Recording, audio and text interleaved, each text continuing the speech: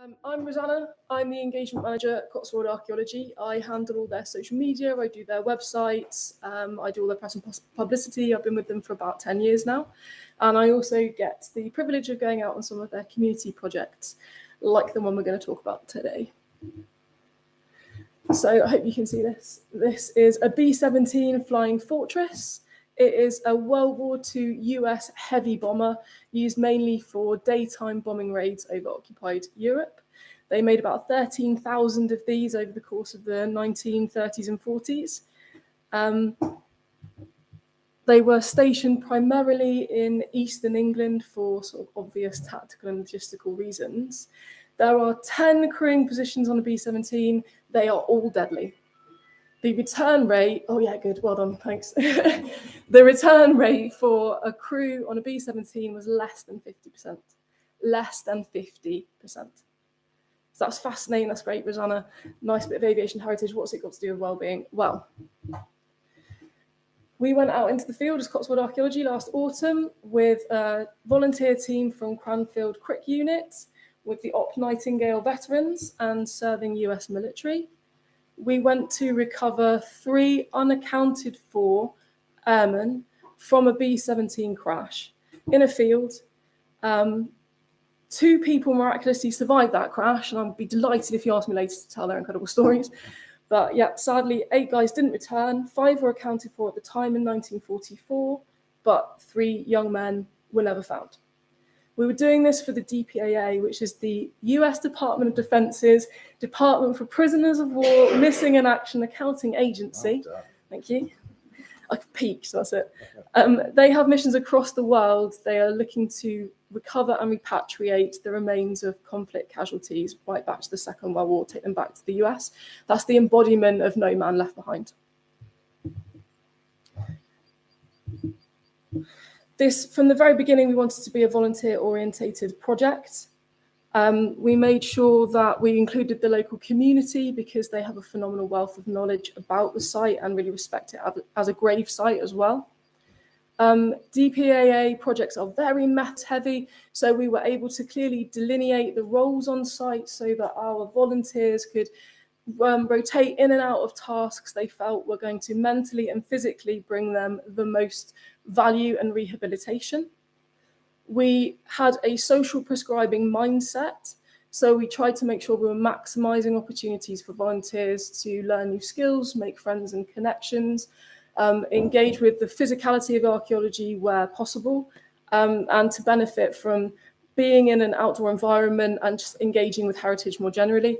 And we provided clear mental health first aid support so that people knew who to go to if they had any issues arising from what is an emotionally evocative type of project.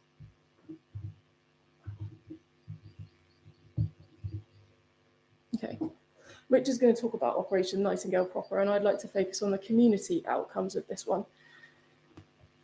The American invaders, as they were known, became integral part of local communities. These villagers, they would count the planes out when they went in the morning, they would count them all back when they came in at night, and if a crew didn't return, it really affected them.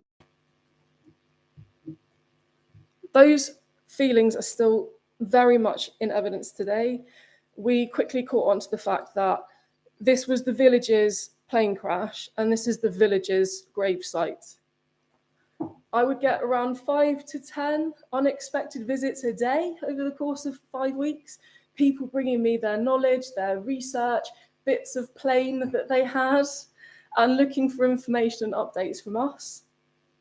They were really keen to support us in any way they could. This is quite a complex site to get the security right on. It's a vast debris field, it's an open arable landscape. They were key to helping us because they were keeping a lookout of who was wandering around, what they were doing. And they were also coming up with unique stories to tell those they felt were unsafe to know we were looking for a plane crash, including my favourite, which is telling them we were searching for a water main when we were clearly hand-sieving soil quite laboriously. It was a really good demonstration of how including and engaging communities can, rather than deflecting and denying them, can help promote for them a sense of ownership and place. and bring tangible benefits to the projects themselves. You will always gain and learn more from engaging your community than you even give to them. Okay, so these are amazing projects that have real impact and poignancy because we're recovering modern human remains, something we don't often get to do in our kind of archaeology. But there are wider community outcomes, and I'm working with the communities and villages at the moment to help support and guide them with ongoing initiatives for wellbeing and heritage more generally. We've also got the DPAA now. It's the first time they've done a project like this, really, with this many volunteers of this kind. And they've updated their reporting to include a community research element so that they can start seeing community liaison as a two-way street and not just them taking information. We've increased our connections with the local airfield museums and the RAF bases, so created new outreach opportunities with them. And one thing that really came out of these is that, oh, my mouth is so dry. Sorry, guys. One thing that really came out of this project was organically, we got a focus on older people, so 80 years plus in age. And this chap on the right, Richard, he's helping us do oral histories. He's the three in the middle of the image. They remember the crash site from 1944. He's recording their memories from the time before they're lost. They're quite open about that. You know, before I die, I want to get this recorded. It's giving them all a sense of purpose and a sense of value. We've also managed to get the housebound included in this so that they can contribute to our research, and it's combating loneliness for them, and it's adding worth and value to their lives. We've got a memorial service coming up for the 80-year commemoration of the crash, and in attendance is going to be the full dig team, members of the local community. We're going to have the military there, and we're also going to have the family and friends. Oh, you star, thanks so much. The family and friends. What a great guy. That's true outreach. You're showing me up, you are. You're going to be a gentleman. That's the only reason I brought him. We've got an 80 years memorial coming up where we're going to have the local community, the military, the full dig team, and friends and family of the guys who are accounted for and unaccounted for from the crash. They're coming over from America. So there's an ongoing legacy of connection and friendship, not just between and within these individual communities, but actually across the Atlantic. And if you look at this photo here, you'll see the young red-haired lady. She is the granddaughter of one of the guys who survived that crash. And she's just met for the first time the older chap she's got her arm around, who witnessed the crash when it happened in 1944. Over to you. So I'm going to speak a little bit about the military element, the Operation Nightingale, and it struck me that most obvious archaeological site you can take traumatized veterans to would be one where there was a catastrophic experience in the Second World War where a lot of people died. Struck me as totally counterintuitive, but bizarrely, and I think the Rendlesham thing struck that for me, actually the finding of human remains works quite well. And from an archaeological point of view, the participants, the veterans, recognize a lot of the artifacts, actually a lot better than the archaeologists, because that's part of their tribal narrative. They recognize components of military equipment. They'll recognize the ordnance and what that can tell us in its own particular story. So actually working on military crash sites with fatalities, sounds strange, works incredibly well from a well-being point of view, from an Nightingale thing. And that's something we've worked out over a few years of doing this now. And another thing I've worked out, there's a series of guidance called the AMFRA guidelines, which is set up to look at these well-being projects largely from a military perspective. We follow these things as to how you should set these projects up and meet people beforehand. We scrutinize the applications. This was heavily oversubscribed to take part in this particular program, and who would be the most suitable to be on this. So it's looked at. We brought Dickie in because we couldn't get anyone better. We brought Dickie in to do some of the assessment work and look at the efficacy and get some results out of this as well. And something we've learnt out over the years, that actually a board soldier is a very dangerous thing and inventive. So we want to keep things happening in the evenings. Each people have 2 people in a room, just to make sure they're looked after, and the Americans paid for all of this. But we wanted to make sure we did things that were culturally associated with the program, with the work we're doing. And so every evening we did something with them. We're not going to tell you which particular airframe this is, because the Americans are still chatting with the families involved and doing all the kind of post-excavation work. But it's safe to say it's one that came down in East Anglia. That doesn't really rule out very many. It was in Suffolk, so inevitably Doug was there, given his interest sparked by Rendlesham. So we put the team together. First evening, our mixture of British and American service personnel and veterans all buddied up with the forensics team and the archaeologists. And we went to the site of the bomb group, the memorial to the particular plane.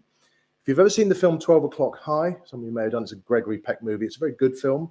It starts off with an old chap going back to these runways that are now in arable fields and trying to picture and remember those scenes of the B-17s roaring off along the runways. Well, we sort of did our own 21st century version of that. And the concrete you can see on the right is where our aircraft took off from on the day of its crash. So took off from there and never came back. So we went back and had a look at that. And another evening, we went to Rougham. We went to the air traffic control tower, which was filled with memorabilia about the American 8th Air Force. In fact, there's a bit of the airframe we were looking at was in there. And that was incredibly evocative, because there were photographs of the young men and the women that lived there at the time. And it brings back that story of people, which is what, after all, archaeology is about. So we were looking at the people, the stories, and putting ourselves back in those memories of the 1940s. Now, I think we've all learned, probably through doing archaeology, and if not, certainly through watching Time Team, that you can't do archaeology without a pub. So the Swan at Lavenham. If you've never been to Lavenham, go, because it's basically a half-timbered village. It features in Harry Potter for those of a certain age, but it's a gorgeous pub. If you go into the pub, there's a Toby jug, which features in 12 O'Clock High. It is also in, I believe, Masters of the Air, the new TV series, but it's covered in graffiti, technically a heritage crime, but done by the 8th Air Force in the 1940s. And so therefore, that's a really powerful thing for those, especially for the Americans in our team, to go, the young American airmen and women, to go and see where their military forebears had been and defiled some years before. American air bases are very different to the British. So another evening, we went to RAF Mildenhall, and you go into the American air base, very polite gate guards, always very professionally polite. You go and order yourself a burger, pay for it in dollars. You watch what everybody is watching baseball on huge screens, drinking rubbish beer. And then you go to the cinema. You imagine the British base with a cinema in it. Anyway, this has got a cinema in where we watch Memphis Belle. Really, really setting you in a perfect environment for where we're working. Now, of course, we had a specific goal on our project. That's to recover potentially evidence for the 3 young airmen that were never recovered. I'm not going to go into any details, but we had one or 2 elements on this project that really did make it very powerful about what we were meant to be doing that time. And so you notice the atmosphere changed on some of the discoveries, and you have to have a flexibility to try and kind of lighten the mood maybe a little bit to deal with it. And my methodology was to get people all in inappropriate T-shirts that they'd all bought in the cafe at Rougham Air Museum. So they're all wearing Bomber Nose Art T-shirts, a mixture of British and American participants, except somebody in a Red Bull T-shirt I can see. Yeah, before someone thinks that's classic 1940s nose art. So we did that just as a kind of I think to maybe take our minds off a little bit of the feeling on what we were finding on site as a collective, but we couldn't get away from the fact that we did want to remember the 8 guys that were killed on the crash. 5 of them are buried in Madingley Cemetery in Cambridge. The 3 missing that we were trying to find out about are commemorated on the wall of the missing. This was the real goal of the project, and this project will keep going. Each evening, they have a flag folding ceremony at Madingley Cemetery where they lower the stars and stripes, and our dig team did that at the end of each Friday. So those that collective of Americans are part of the dig team. You've also got the capacity to deal with people not being able to turn up. We overcater, a bit like an airline, we overcater for people coming onto the site, knowing that people will drop out for whatever reason before they come on site. There'll be a medical reason or whatever. So we have a way of trying to involve those people still, whether it be remotely. You can keep them on the group Facebook page and talking about what we found, and in a closed environment, so you can keep it secret still. But you can also get things like this done. So this was the airframe I've blotted out which one it is, but that's a model made by one of our participants who couldn't come. He made this model of the airframe, which will go to the local church, whose windows have been blown out by the air crash in the 1940s. And that formed part of the commemorative elements, and parts of the B-7 airframe will ultimately end there and on the memorial as part of the commemorating component, to make sure that there is a legacy for commemoration as well as for the participants as well. It's very difficult to see much about this slide. This is taken from Dickie's assessment of the work. The scales were very good. We had improvements in most of the elements we were trying to measure. From my point of view, the key one was that, as we're going to go back and do another site this year, every single participant wanted to come back. The only two that aren't coming back are the ones that they're still in the military, and they've been told they've got other day jobs they have to do, but we'll get other downgraded military people involved. So it's a really key thing from my point of view, that once you raise aspiration and ambition and enjoyment, you've got to keep it going as much as you possibly can. I think that's probably it from me. There is also a book out. This first 10 years of the project, you can pick it up if you've got cash on you. 20 quid, all money to military charity. Sorry, Neil.